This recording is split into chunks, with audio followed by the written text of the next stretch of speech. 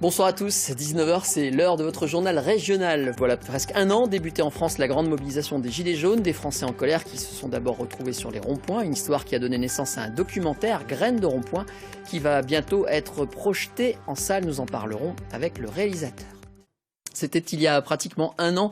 Les Gilets jaunes envahissaient de nombreux ronds-points, on s'en souvient, dans toute la France, pour réagir, entre autres, à la hausse du prix des carburants. À cette époque, un réalisateur, Jean-Paul Julian, a décidé de s'installer sur l'un de ces ronds-points avec les manifestants basés près de Vienne et de les filmer. Le résultat est un documentaire, Graines de ronds-points, qui va maintenant être projeté dans les salles. Extrait.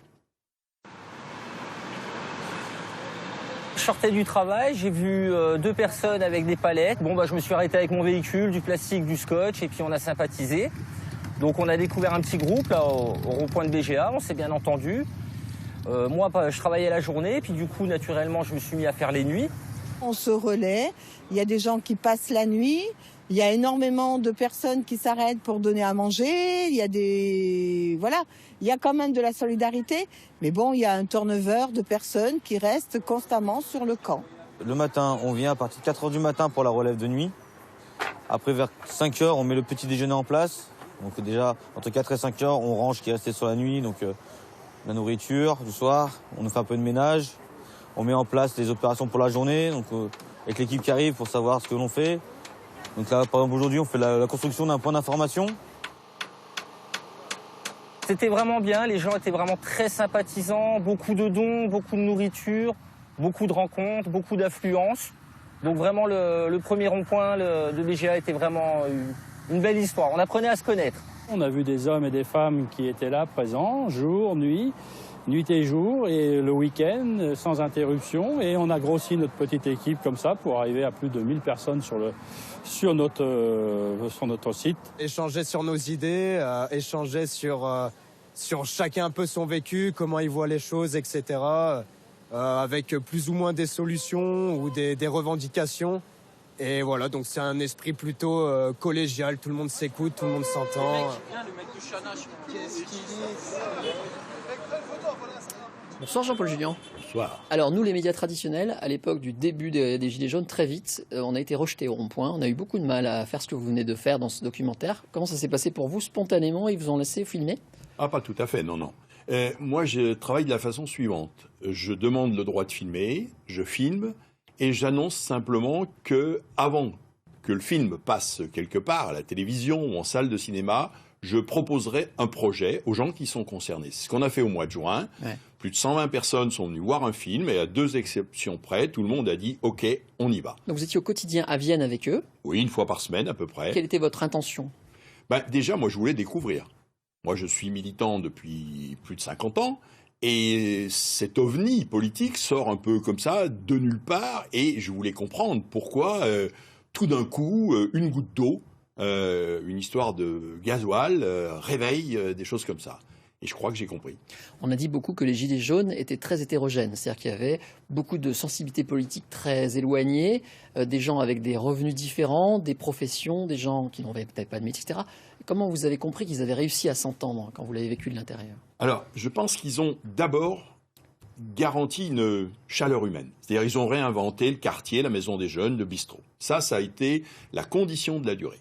Deuxièmement, et ça a été un peu l'auberge espagnole. C'est-à-dire que chacun est venu avec ses préoccupations, et ils ont pris le plus petit dénominateur commun. Et puis petit à petit, ils ont travaillé, parce qu'à côté des palettes et tout, on discutait, voire on allait en réunion. Et là, il y a eu une espèce d'université populaire qui s'est mise en place.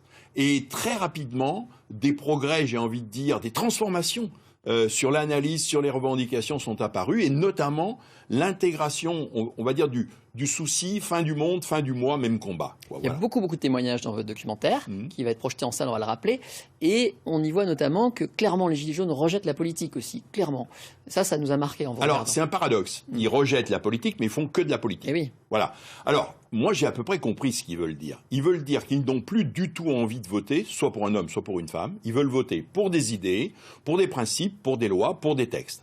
Très concrètement, c'est difficile. Ouais. Je ne vois pas bien comment on va y arriver. Mais en tout cas, on peut aller vert. C'est-à-dire que là, ils se situent exactement à l'antipode de ce qui est le cœur de la Ve République, la politique incarnée par un individu. Là, vraiment, et ça les met même en situation un peu compliquée, puisque dans le film, Franck dit surtout pas de représentants de Gilets jaunes à la télé. Ils veulent même pas que les Gilets jaunes soient incarnés, en quelque sorte. C'est vrai qu'on a eu beaucoup de mal à les inviter. Alors, vous avez commencé à projeter ce film, qui est vu donc, j'imagine, par des Gilets jaunes et des gens qui ne le sont pas. Comment ça se passe?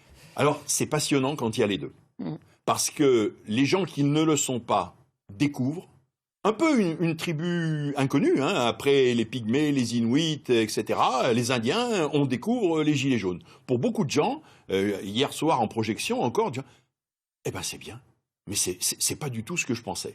Pour les Gilets jaunes, c'est l'occasion de retrouver une certaine image d'eux qui s'est dégradée dans l'opinion publique, c'est clair, et la rencontre des deux peut aller vers deux objectifs. Un, remonter cette image auprès de l'opinion publique. Deux, peut-être discuter sur le fond avec des progressistes, on va dire, et ce qu'on appelle les convergences, se dessiner. Ça, c'est un des enjeux des rencontres qui se font ou qui se font pas dans les salles de cinéma. Beaucoup de documentaires ont été faits sur les jaunes. Beaucoup insistent sur le côté émouvant, la tristesse, le désespoir de ces gens. Est-ce que c'est ce que vous avez ressenti, cette tristesse, cette pauvreté souvent? Non, j'ai plus ressenti un peu comme quelqu'un qui est le dos au mur, ça c'est vrai, mais en même temps qui voit de l'avenir, qui veut de l'avenir, qui a de l'utopie. Ils m'ont ému, moi, quand ils ont travaillé sur un projet de révision de la Constitution. Moi, j'étais scié, quoi.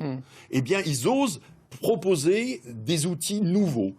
Alors, est-ce qu'ils croient que ça va être... Voilà. Ça, c'est à découvrir dans le Voilà, ça sera dans Alors, le film. prochaine projection, vite, en 10 secondes. Alors, demain matin, Ouais. dimanche au Comédia le matin, Ouais. au Club à Grenoble l'après-midi, et puis au Centre du Monde le 11 novembre, à Bourg-Argental à 15h. Très bien, merci beaucoup. Alors je précise que demain à 11h30, on vous retrouvera, Jean-Paul Juillan, autour de la table de Dimanche en politique, avec une spéciale en compagnie justement de 2 Gilets jaunes venus de la Loire et des experts. Vous avez accepté de commenter avec eux cette année complète, comprendre les motivations et essayer de comprendre aussi les enjeux à venir. Donc demain à 11h30 sur France 3. Merci beaucoup.